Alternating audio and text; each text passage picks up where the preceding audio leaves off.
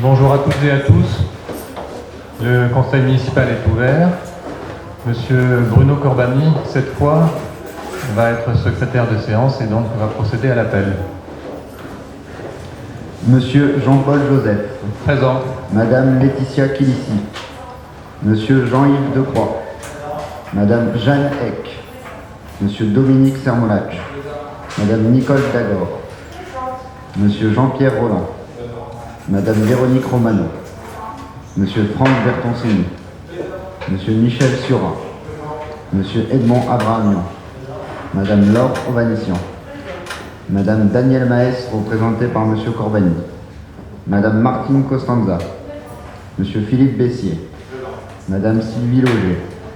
Monsieur Jean-Michel Rossi, représenté par Monsieur Bessier. Madame Christine Canivez, représentée par Madame Costanza. Monsieur Patrick de Cherchy, représenté par Monsieur Bertoncini. Monsieur Laurent Garrido, représenté par Monsieur Roland. Moi-même, présent. Madame Laetitia Coudray, représentée par Monsieur Surat. Madame Sophie Coslanero. Monsieur Christian Balix. Monsieur Patrick Oaraza. Monsieur Christian Delot. Monsieur Yannick Champion. Madame Elisabeth Reg, représentée par Monsieur Palix. Et enfin, Madame Floriane Cercio. Alors, délibération numéro 1. Autorisation du maire à signer le marché avant le début de la procédure. Il s'agit de la formation des agents communaux. Madame Cercio, une question ? Oui, rien à voir avec la délibération, simplement par rapport à Monsieur Decroix, une nouvelle fois, est-ce que vous avez eu des nouvelles du recours gracieux de la préfecture ou pas encore ? Donc toujours en conseil municipal, et là vous aurez reçu la réponse. Comment ? Nous aurons l'occasion d'en reparler. Au conseil municipal. Monsieur le maire, c'est important pour la commune quand même. C'est Nous sommes encore maîtres de notre communication. Merci. Oui, mais c'est un recours gracieux qui intéresse les bandolés. Donc les bandolés ont simplement une réponse. Bien sûr. Voilà, c'est tout ce que je voulais savoir. Ça, madame. bien. Donc, délibération numéro 1. Il y a 6 lots, avec pour certains un minimum et un maximum, et d'autres sans minimum. Vous avez une note explicative qui explique le montant minimum et le montant maximum. S'il n'y a pas de questions, nous avons Monsieur Delot. J'aimerais connaître les dates de ces contrats et le nombre de personnes concernées si c'est possible. Bien. Parce que ce sont des marchés de bons à commande qui seront utilisés en fonction des besoins, mais bon, les contrats ont une date. J'aimerais connaître les dates des contrats. Les dates des contrats. Date des contrats et le nombre de personnes concernées si c'est possible. Alors, si on a la réponse tout de suite, on va vous la donner.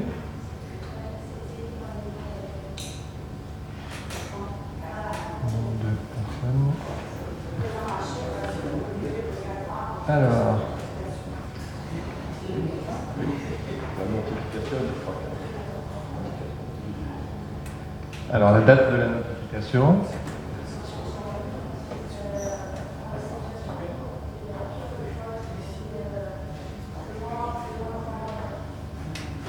Donc 2-3 mois. Madame Costanza. Ça fait partie donc du plan de formation et du renouvellement, puisque certaines formations ont des durées limitées, certains certificats. Je voulais savoir si le CNFPT formé dans ces domaines-là. Le CNFPT forme, je pense, dans ces domaines-là. D'accord. Alors pourquoi faire un appel à marché ? Parce que c'est le centre de formation du personnel territorial. Il n'y a pas... Alors, pas dans ces domaines-là. D'accord, merci. Bien. Alors, nous allons passer au vote. Qui est contre ? Qui s'abstient ? Qui est pour ? Délibération numéro 2. Prestation d'impression et d'édition. Donc, même principe. Qui est contre ? Oui, Monsieur Palix. Moi, je constate qu'il n'y a aucun changement qui est apporté depuis le dernier conseil municipal. La note explicative nous montre que la différence entre 2014 et 2015, il y avait 20 880 en 2014 et en 2015, 8 740. Et elle est liée au fait que les locations saisonnières n'ont pas été mises à jour. C'est la première fois depuis plusieurs mandatures qu'un tel document n'est pas mis à jour. Deuxièmement, il n'y a pas d'explication sur le montant maximum et sur ce que vous demandez par besoin nouveau aux marges de manœuvre, car celle-ci est trop grande, de 10 000 à 70 000 euros. Tout ceci montre bien que la priorité touristique n'est pas votre priorité, malgré les recommandations préfectorales. Ainsi, nous voterons contre cette délibération qui ne précise pas où va l'argent des bandeaux. Voilà. Alors le fait qu'il y ait un montant maximum n'oblige pas à l'atteindre, M. Palix, vous le savez. Bien. Et où on est avec le même écart, on s'aperçoit qu'en 2014 il y a 20 000 euros, là on nous propose 70 000 euros, pourquoi un tel écart?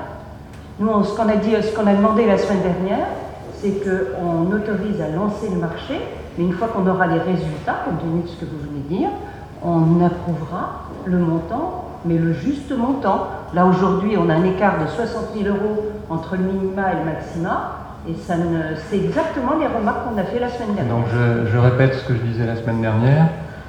Si on fait ça pour chaque marché, ça fait le double de délibération pour chaque marché. Oui, mais pour enfin, lancer de toute le façon, marché et pour on a un accorder conseil le toutes les marché. semaines, donc... Le marché est passé en conseil municipal lors de l'attribution du marché. ouais, exactement. Pour lancer le marché, il faut une autorisation du conseil. Le marché est passé en conseil municipal lors de la notification du marché. Alors question à la directrice des marchés.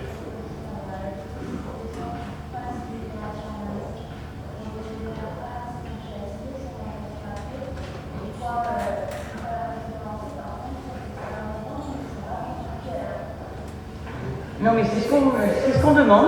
C'est quand même plus logique de passer une délibération et d'autoriser le maire à signer un marché lorsqu'il a été attribué. Bon, ce sont des pinaillages sur des détails, mais comme vous avez la majorité, 60 000 euros de détail. nous allons reporter la délibération puisque vous allez voter contre. Alors, délibération numéro 3.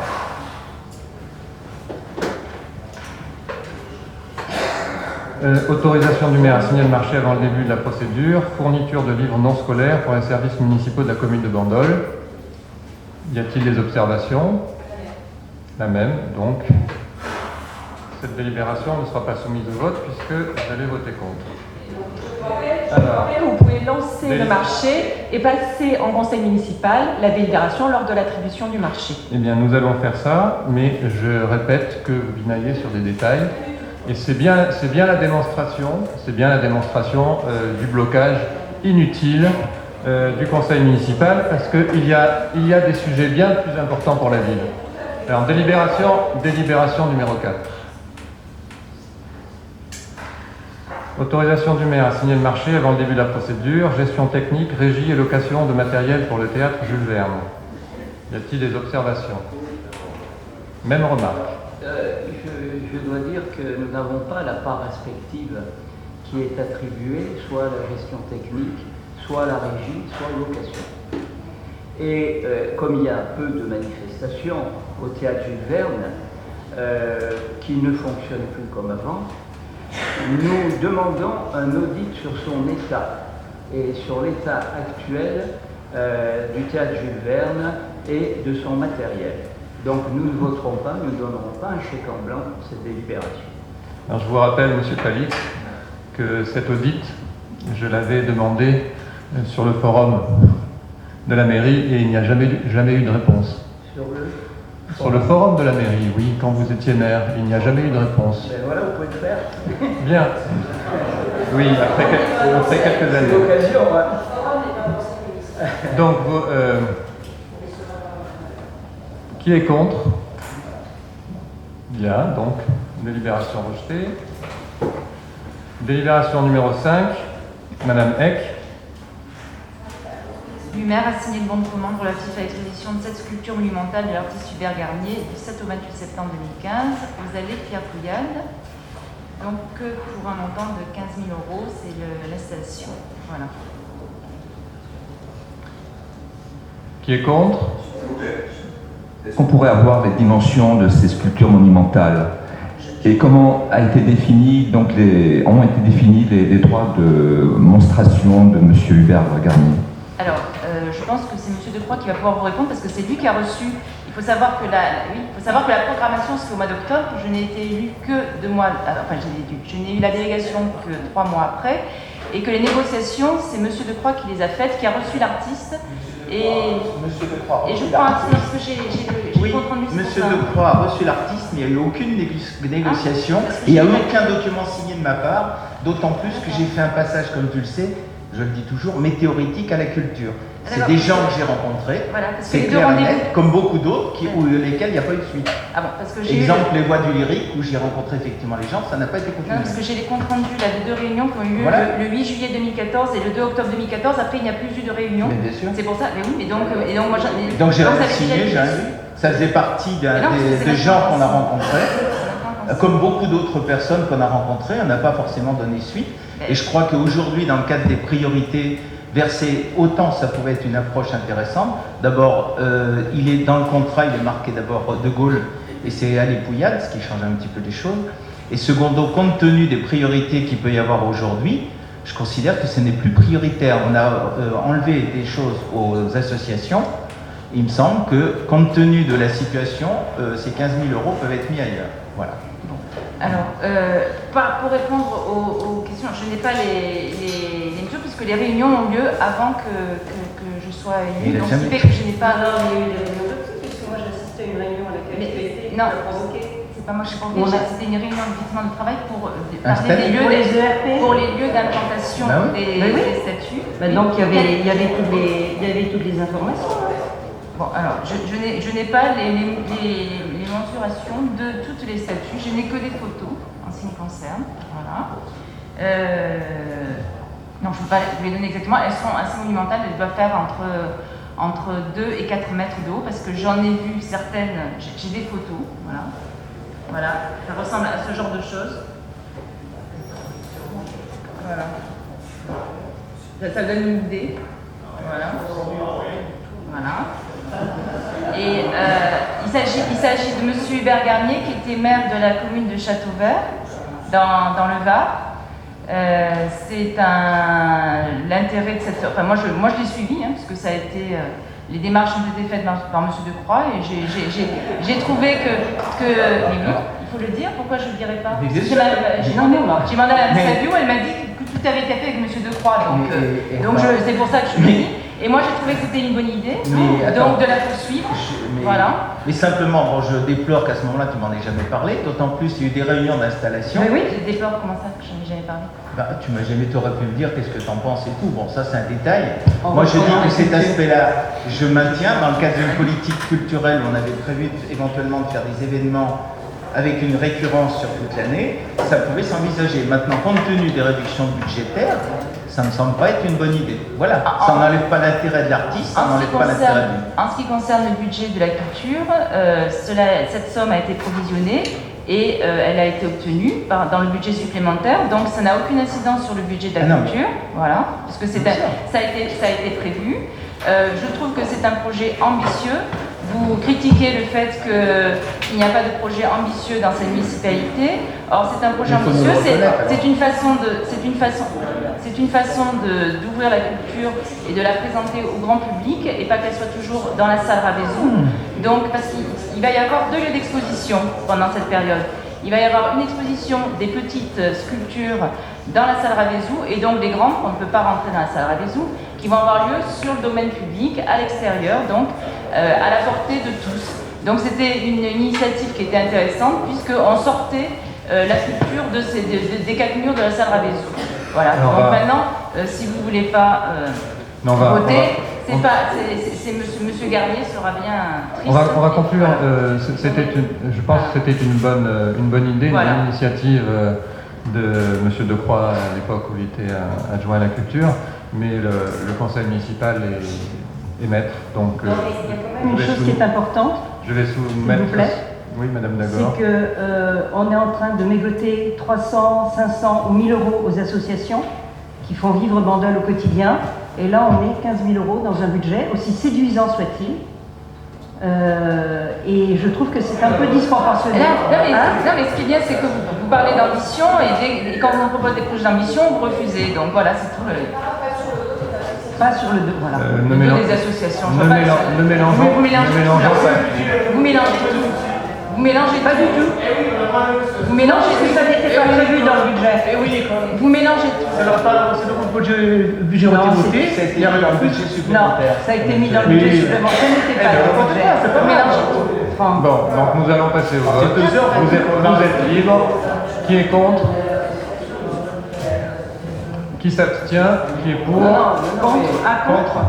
Non. Alors, on a commencé par contre, oui, comme Bah oui. d'habitude. Alors, Voilà. qui est contre? Qui s'abstient? Qui est pour? Alors, délibération numéro 6, Madame Eck. Alors, autorisation du maire à signer le bon de commande relatif au concert d'Elisabeth Somba. Donc, pour un montant de prestation s'élève à 1 000 euros. Alors, c'est un concert qui, je crois, qui va avoir lieu, c'est la 10e fois que cet artiste vient se produire à Bandol. Donc, et c'est la même somme qui lui est allouée depuis à peu près 10 ans. Voilà. C'est une artiste qui est reconnue internationalement et c'est une personne très intéressante. Voilà, et pareil, donc ça a été programmé. Pardon, ça a été programmé pareil. Donc c'est depuis des années qu'elle est programmée. Donc moi je n'ai pas eu de droit de regard. Tout ce que je fais, c'est je valide puisque je trouve que c'est une artiste qui vaut le coup. Voilà. Monsieur Decroix. Que cet argent va à une fondation. Et c'est une personne qui est extrêmement engagée auprès des personnes malades ou même des gens dans les prisons. Donc tout cet argent, elle donne un concert de très haute qualité. Alors là encore, c'est quelqu'un que j'ai rencontré, donc c'est tout, ça s'est arrêté là. Je tiens à souligner que ce versement va être utilisé pour autre chose. Ce n'est pas uniquement pour rémunérer l'artiste. Je vous le recommande particulièrement aussi pour la qualité du concerto numéro 2 de Chopin. Alors, qui est contre? Qui s'abstient? Qui est pour? Délibération numéro 7, Madame Eck. Alors là, c'est autorisation du maire à signer le bon de commande relatif à l'achat d'une gerbe de fleurs pour un montant de 77,27 € dans le cadre évidemment des cérémonies patriotiques du 25 septembre 2015. Personne n'a de commentaires ni de questions. Qui est contre? Qui s'abstient? Qui est pour? Numéro 8, Madame Eck. Alors, autorisation du maire à signer le bon de commande atelier de peinture et de dessin saison culturelle 2015-2016.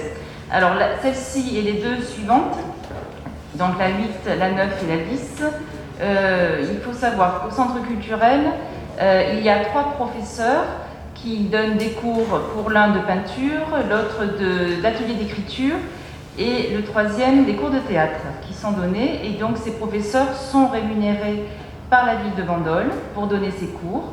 Ça fait plusieurs années qu'ils le font, donc il s'agit d'un simple renouvellement de contrat. Voilà.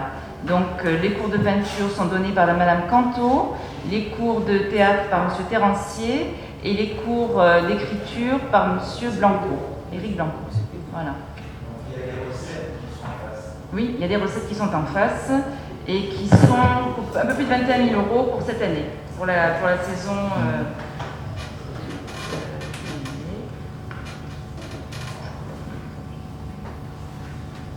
C'est un petit peu plus de 21 000 €, 21 380 €, quelque chose comme ça. Bien. 21 440 €, pour être exact. Qui est contre? Qui s'abstient? Qui est pour? Donc c'est pour les 3, hein. On fait les 3. Hein. 8, 9, 10, c'est la même chose. Je vous ai donné les noms des intervenants. Voilà. Alors, numéro 11, Madame Eck. Alors, autorisation du maire à signer le bon de commande d'achat de rouleaux de papier pour l'appareil diptyque. Alors ça concerne le marché journalier. C'est pour le placier, voilà, c'est pour le marché donc hebdomadaire et journalier. Donc c'est pour un montant de 67,87 €. Qui est contre? Qui s'abstient? Qui est pour? Numéro 12, Monsieur Decroix. On en a parlé avec Madame Romano, c'est plus du ressort de la caisse des écoles. Bon, si tu as quelque chose à dire, Véronique. Bon, simplement, c'est le câblage. On doit créer un double dortoir compte tenu du fait qu'il y aura une quarantaine d'enfants qu'il faut faire dormir. Donc ça, c'est plutôt une bonne nouvelle. Donc il faut faire bouger la salle informatique. Et donc voilà, c'est l'investissement qui est nécessaire pour ça. Tu es d'accord? Tu as quelque chose à rajouter? Pas du tout. Bon. Qui est contre? Oui, Monsieur Delot. Donc, est-ce que pour les délibérations 12 et 13, on peut demander un fonds de concours à Sud-Sainte-Baume? Est-ce que ça sera fait? Bonne question. C'est démarche. Le maire doit se rapprocher du président de la communauté d'agglomération et voir, je ne sais pas si ça rentre vraiment dans les compétences de l'intercommunalité, mais pourquoi pas, déjà, il faut déjà interpeller le président de l'intercommunalité, il faut que le maire l'interpelle. Ça ne coûte rien de demander. Alors il doit y avoir, actuellement, il y a... Mais ça n'a rien à voir. Comment? La 12 et 13 n'ont rien à voir. Oui. La 12, en fait, c'est prendre une partie où, en fait, il y avait tout le système informatique de l'école maternelle et on le déporte sur un autre endroit pour pouvoir créer un dortoir. J'entends bien. Ce que je voulais dire, c'est que la 12 et la 13 concernent des travaux. Or, pour certains travaux, la Sud-Sainte-Baume peut participer. Sud-Sainte-Baume, au niveau du câblage pour le réseau informatique, a déjà pris pas mal de travaux. Nous, on paye juste le câblage. Oui, mais justement, pour ces travaux, est-ce qu'on ne pourrait pas poser la question pour le câblage? Il me semble qu'en réunion, ça a été posé pour le câblage donc, des tableaux numériques. Et ça, c'est la seule chose que la commune devait prendre en charge.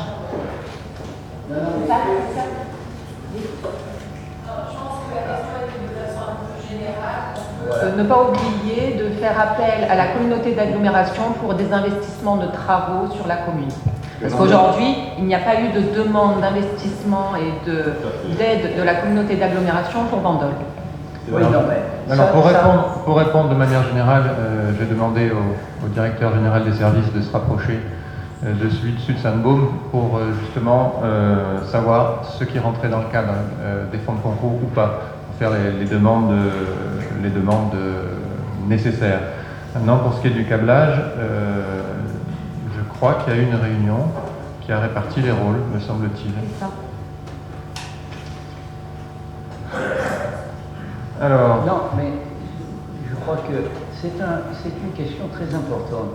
Monsieur Palix. Parce que pendant la dernière mandature, il y avait 50% de nos travaux qui étaient pris en charge en fonds de concours par Sud-Sainte-Baume. Ça représentait beaucoup, puisqu'on avait laissé plusieurs centaines de milliers d'euros en 2014. Donc là, il ne faut pas dire, parce que c'est du câblage, ce ne sera pas pris en compte. C'est des travaux. Les travaux peuvent être pris en charge à 50% par Sud-Sainte-Baume. Bon, il faut d'abord que ces travaux soient bien définis par les services techniques et ensuite qu'ils soient proposés en séance à Sud-Sainte-Baume.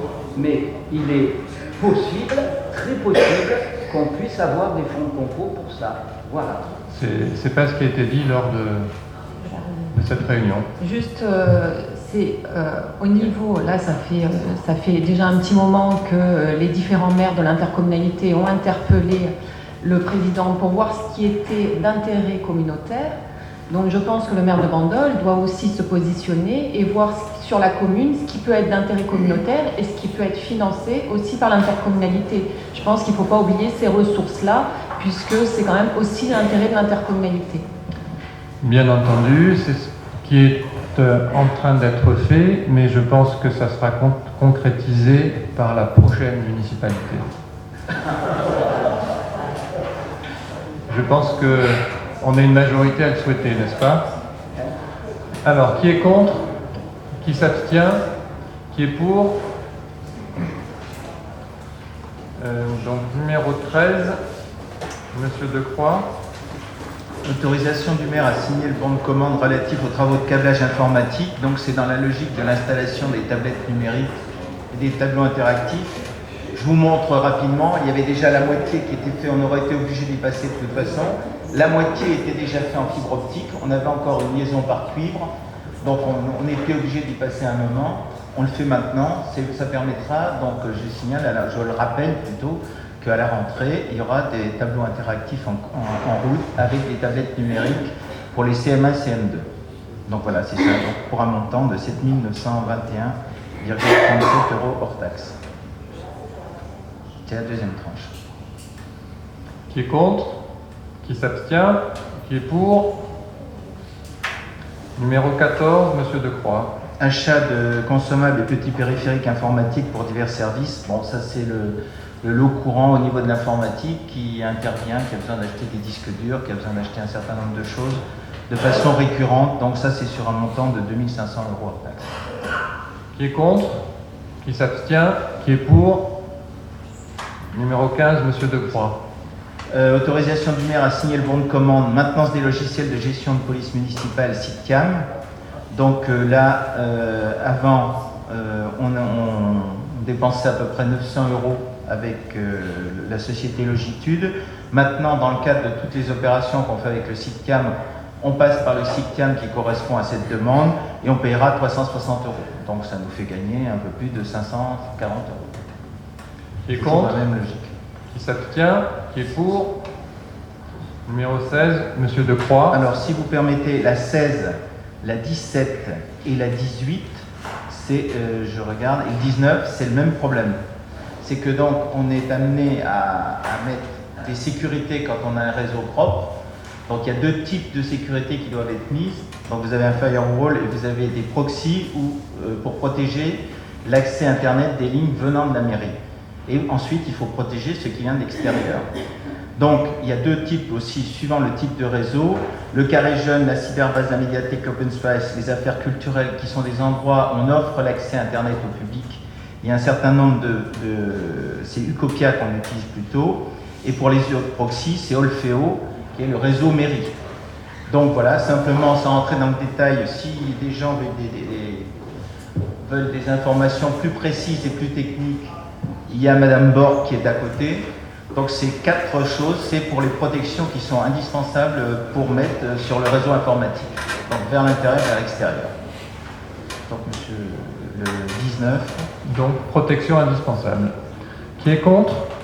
Qui s'abstient? Qui est pour?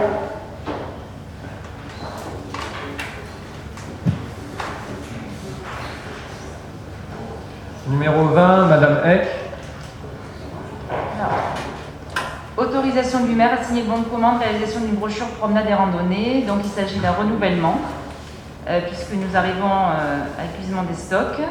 Et on en profite pour refondre le document, puisque jusqu'à présent il y avait 3 documents, enfin il y avait une version française, une version anglaise, plus une petite documentation qui était imprimée par l'Office du tourisme. Donc on fait en sorte de rassembler tous ces documents en un seul. Donc de faire une seule formation bilingue et donc c'est la raison pour laquelle on passe cette délibération. Voilà. Monsieur Palitz. Cette délibération malheureusement confirme les déclarations que nous avions faites au début pour le tourisme et surtout ce carton rouge qui vous a été attribué pour le classement d'Office du tourisme que vous avez oublié. Nous avions fait remarquer que le classement 3e catégorie était l'équivalent de la plus basse catégorie et donc une régression notoire par rapport aux autres communes voisines. Aujourd'hui, vous vous entêtez en proposant des brochures faites en 2 langues. Vous ignorez sans doute qu'un office du tourisme fonctionne avec des employés qui parlent le français, l'anglais, l'allemand, l'italien et l'espagnol, au moins. Pour permettre aux touristes étrangers d'apprécier pleinement leur séjour dans notre station balnéaire, cet impératif est réalisé par au moins 5 personnes et des saisonniers parlant l'anglais et une 2e langue.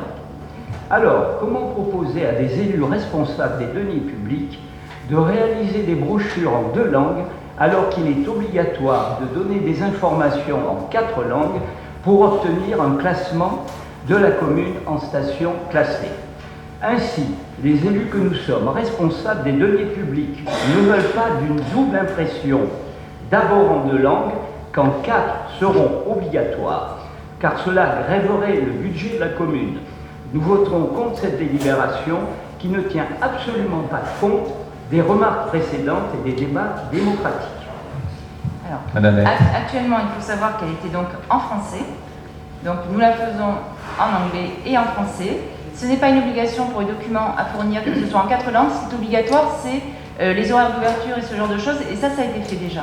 Alors par rapport au classement, apparemment vous n'avez pas bien entendu tout ce que j'ai pu dire. C'est qu'effectivement on a demandé le classement 3 parce que nous étions prêts pour obtenir le classement en commune touristique.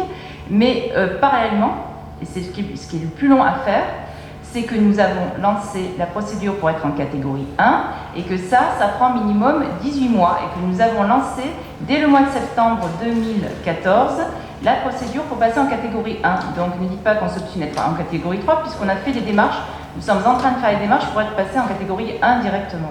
Oui. Voilà. Donc voilà. Il s'agit d'un renouvellement, donc si vous ne souhaitez pas renouveler cette documentation, eh bien, nous ne pourrons plus donner de documentation aux gens qui demandent des renseignements sur les randonnées. Voilà. Et ce n'est pas une obligation de la faire en 3 ou 4 langues, pas du tout, pour les papiers écrits. Il faut la faire en 4 langues si vous demandez un classement en station classée. Ça n'a rien à voir avec l'Office du tourisme, vous confondez les deux. Non, je comprends rien du tout. Je vous explique que pour la documentation qui est écrite, il n'y a pas d'obligation de fournir en 3 et 4 langues. Si vous demandez la station classée, c'est obligatoire. Non, pas pour les brochures. C'est obligatoire. Attendez, vous demandez à la commune de station classée et vous donnez qu'une langue. Il faut. C'est pas grave, c'est 2 langues. 2 langues, le français. Civile, hein. À moins que vous ne parliez pas le français, mais il n'y a qu'une langue, vous demandez. Ah bah non, je suis désolée. 4 langues, c'est le français inclus aussi. Hein. Madame Eck vous dit que ce n'est pas obligatoire pour les brochures. C'est obligatoire, vous vous renseignerez pour le classement. L'Office du tourisme, ça n'a rien à voir, mais station classée, c'est différent. Alors, nous allons passer au vote. Qui est contre? Qui s'abstient? Qui est pour? Merci pour les touristes. Voilà, c'est bien. Les touristes seront contents, ils n'auront plus de documentation. Voilà. Merci à cette majorité de circonstances. Voilà. Délibération numéro 21, Madame Romano. Voilà. Autorisation du maire à signer le bon de commande concernant la sécurité rapprochée des frérots de la Vega demandée par la production. C'est une demande express de la production pour la programmation des festivités. 4 agents étaient prévus de 20h à minuit et la production nous impose 3 agents supplémentaires de 16h à 20h pour les balances et 6 agents à partir de 20h jusqu'à minuit. Donc le montant du surplus des agents de sécurité s'élève à 578,59 € TTC.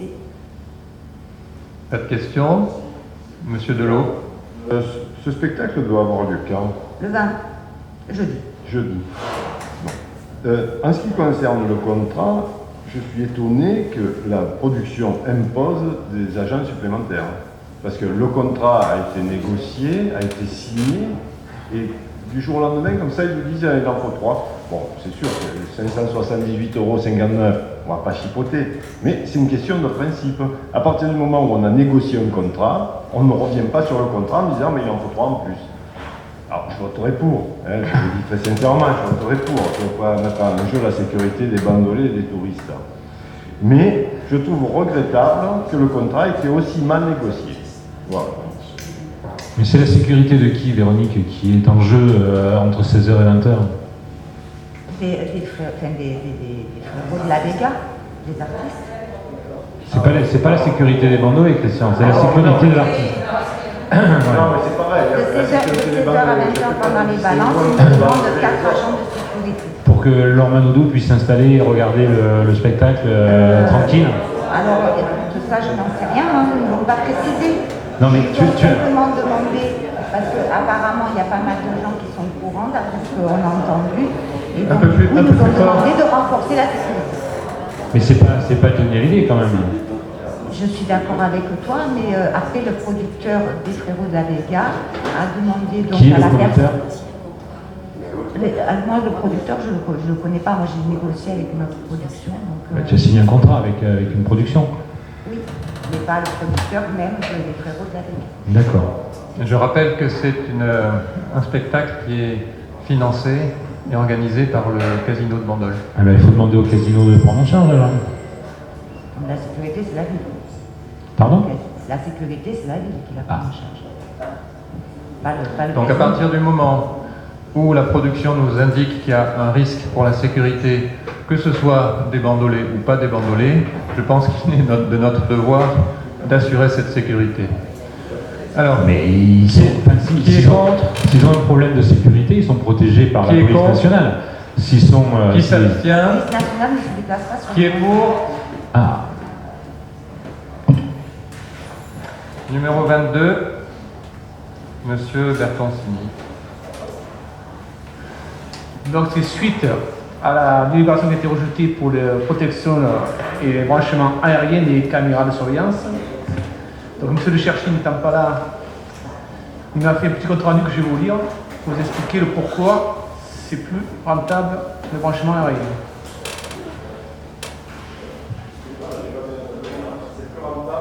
Aérien? Ouais. Je vais te dire pourquoi il a fait un compte rendu. Non, mais je suis d'accord. Parce que j'ai aucun document qui le justifie là. C'était juste une question. Donc Monsieur Bertoncini va vous les donner. Alors, le photovoltaïque n'est pas très écologique, ne constitue pas une solution pérenne et sera plus coûteuse à long terme. 1. C'est plus cher à l'installation. 2. Ça nécessite un entretien régulier. 3. La durée de la vie des panneaux solaires est limitée dans le temps, 20 ans en moyenne. Et surtout, il faut installer des batteries pour stocker l'énergie produite. Batteries qu'il faut changer régulièrement, vie limitée et très courte. C'est polluant. Donc on veut à la place des batteries des caméras de vidéosurveillance, dont le remplacement coûte excessivement cher, raccorder les caméras au réseau électrique, une solution pérenne et la moins coûteuse dans le temps. Et surtout s'inscrire dans une démarche écologique. Donc après, comme je vous dis, ça ne va pas engendrer de nuisances supplémentaires, d'autant plus que les poteaux sont déjà existants et que les câbles sont tirés en aérien passeront sur des câbles déjà existants aussi. Donc ils seront enroulés aux autres. Donc il n'y aura pas de supplément de nuisance visuelle. Et le coût est beaucoup moins cher, comme vous pouvez le constater sur la délire.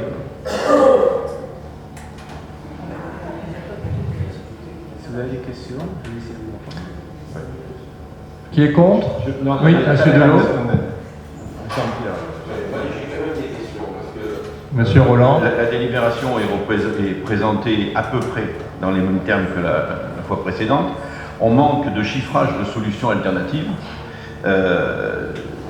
Bon, moi je sais où elles sont, ces caméras, c'est pas loin de chez moi, je les regarde tous les jours en passant, je vois ce que ça peut représenter d'enrouler un câble supplémentaire sur une ligne, mais je doute que celle qui est aujourd'hui, qui est en fait le support des données, supporte le câble électrique aujourd'hui, donc de toute façon la pollution visuelle elle est là.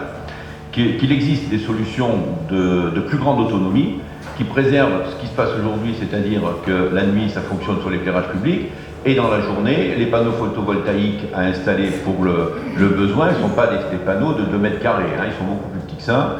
Et en plus, on peut avoir des combinés avec des éoliennes verticales qui font 50 cm, qui ne sont absolument pas inesthétiques, surtout à l'endroit où c'est. Il n'y a rien à préserver de l'aspect esthétique à l'endroit où c'est disposé. Voilà, donc on a des estimations, je vois dans l'explication 15 000 €, mais on manque de solutions chiffrées alternatives. Donc moi j'aimerais bien qu'on nous propose les 2 ou 3 solutions envisageables avec le vrai bilan financier. Parce que quand je lis la délibération, je vois qu'on dit que les batteries, il faut les changer au bout de 3 ans, mais on nous dit que l'installation date de 2011. Voilà, donc ça fait quand même 5 ans qu'elle est là, la batterie. Et avec un système alternatif qui combine photovoltaïque et éolien, on a des batteries beaucoup moins chères parce qu'on n'a pas du tout besoin de tenir autant de capacité à l'intérieur. Voilà, donc renseignement pris auprès d'installateurs de caméras et que tout le monde peut faire. Il y a des kits professionnels qu'on voit sur internet et les prix ne sont pas de l'ordre de 15 000 €. Donc j'aimerais bien qu'on ait un vrai tableau qui représente les 2 ou 3 solutions possibles avec un vrai chiffrage. les batteries, quand même, ça a une durée limitée, tu le sais, hein, pour peut-être 3 et 4 ans d'autonomie. Oui, mais donc pas ça à ce prix-là. coûte cher pour remplacer assez souvent. Comme toutes les batteries, de toute façon. Hein, voilà. Moi, je l'explique. Hein. Après, c'est vous qui allez voter. Hein. C'est nous qui allons voter. Après, la commande électrique, c'est direct. Et ça coûte pas, c'est branché sur le capacité. Oui, mais comme l'a rappelé, comme l'a rappelé M. Palix la dernière fois, les batteries, après, il faut le recycler. on a engagé beaucoup d'argent pour enterrer des lignes, donc il est dommage d'en rajouter, même si aujourd'hui il y a un petit fil qui passe quand même. L'objectif est quand même de minimiser l'impact visuel de toutes ces lignes. C'est que chaque année, on va attendre de mettre d'enfouissement sous terre. Je pense que quand les quartiers viendront au fur et à mesure, on pourra tout mettre sous terre. Ça ne compromet pas l'enfouissement, hein, à terme. Non, mais là, c'est surtout pour que ce soit rapidement en fonction pour les caméras. Sur le plan technique, quand on dit il suffit de tirer un fil pour alimenter la caméra, c'est faux. Parce que la caméra n'est pas alimentée en 220. L'alimentation arrive en 220, il faut alimenter la caméra en 12 ou 24 volts. Ce qui fait qu'il faut un tampon, et en général, dans ce tampon, on met aussi une batterie. C'est comme ça, ça évite les micros, c'est ce qu'on fait en général.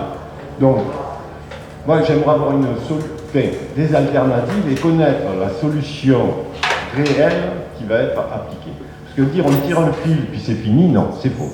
Parce que ce que proposait Jean-Pierre Rolland, que ce soit de l'éolien, que ce soit du photovoltaïque, ça me convient très bien. Et dire que les plaques photovoltaïques ont une durée de vie de 20 ans, l'interface entre le 220 et la caméra a une durée de vie qui est inférieure à 20 ans. Hein, voilà. Donc, c'est pas là-dessus qu'il faut jouer. Il faut regarder le côté esthétique. Alors, l'enfouissement paraît excessif pour l'instant. On verra ça plus tard. Mais sur le plan technique, le photovoltaïque associé à de l'éolien, puis c'est vrai que maintenant il y a des éoliennes verticales qui font pas de bruit, qui dénaturent pas l'environnement, et c'est à appliquer. Il faut quand même être innovant aussi. On ne va pas s'amuser à continuer à tirer des fils à longueur d'année, c'est inesthétique. Moi, dans mon quartier, il y a des tas de gens qui m'interpellent en disant on en a marre de voir tous ces fils. Bien. Placée au soleil pour le photovoltaïque. Là, elle est orientée plein sud. Non, mais celle-ci, non, mais je veux dire, non, c'est pas le cas de toutes les caméras dans la ville. On enfouira quand il ne sera pas possible de l'éolien, c'est mettre. pareil, il faut qu'il y ait du vent, il faut que ce soit dans un quartier. Non, mais ici le vent ne manque pas. Ici, le vent ne manque pas. Ça ne sera pas applicable. Non, mais les solutions techniques. Les solutions techniques palliatives existent. Les solutions techniques palliatives. Alors, Monsieur Delot, j'entends qu'il y a des solutions alternatives. On a expliqué les inconvénients qu'elles semblaient présenter pour nous. Moi, je ne suis pas spécialiste de ces questions, mais ne pensez-vous pas qu'en choisissant photovoltaïque et éolien, nous allons prendre plus de temps, de toute façon, et il est dommage de ne pas entretenir ces caméras dès maintenant. Pourquoi perdre du temps? Non, mais je pose la question. Installer le photovoltaïque, ça ne demande pas plus de temps que de tirer une ligne. Hein. Ça ne demande pas plus de temps que de tirer une ligne. Bien, donc on va soumettre au vote, et s'il y a un vote contre, il faudra bien étudier une solution alternative, mais je pense qu'on perd du temps. Qui est contre? Qui s'abstient? Qui est pour? Alors, délibération numéro 23, M. Abrahamian.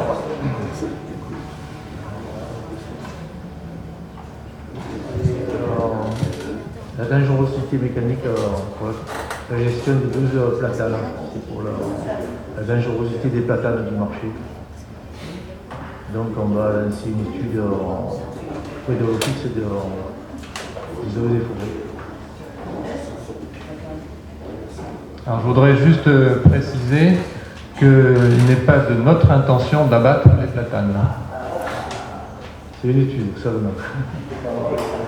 Pour 650 €. Qui est contre? Qui s'abstient? Qui est pour?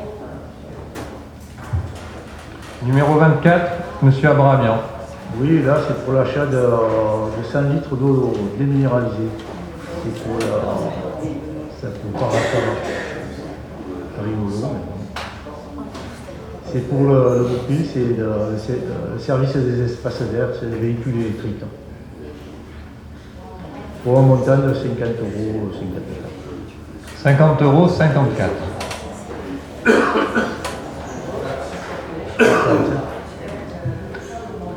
Qui est contre? Qui s'abstient? Qui est pour? Là, c'est numéro 25.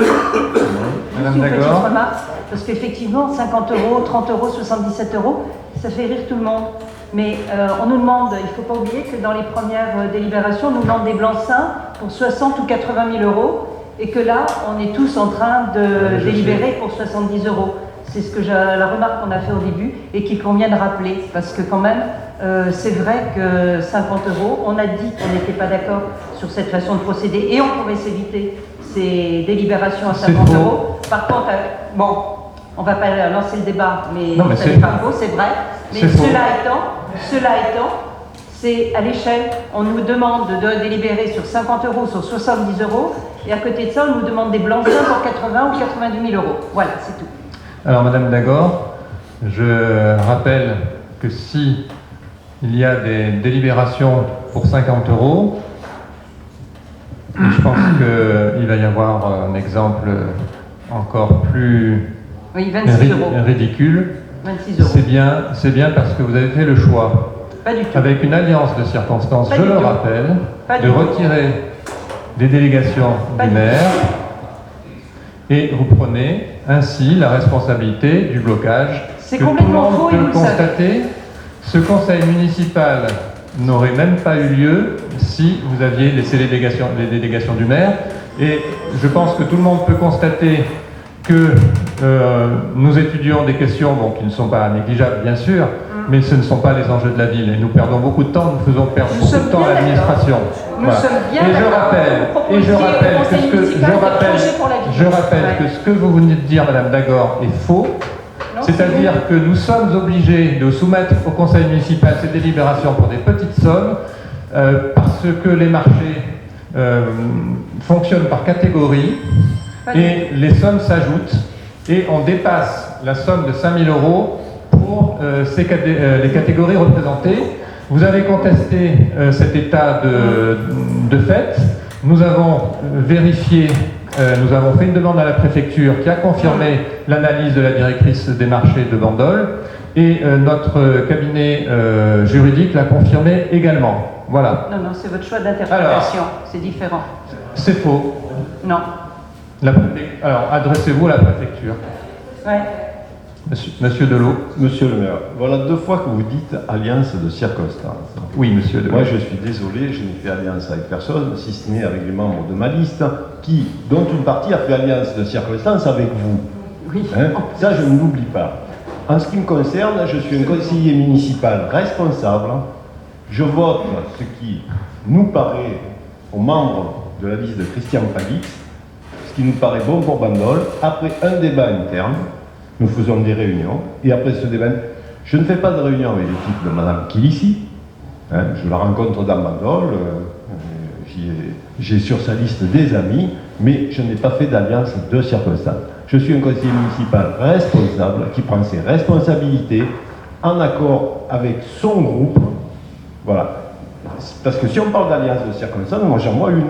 C'est vous avec les 2 dissidents de notre liste. Absolument. Alors, monsieur le maire. Alors, Alors chacun définit comme il veut les alliances de circonstances. Je ne suis jamais allé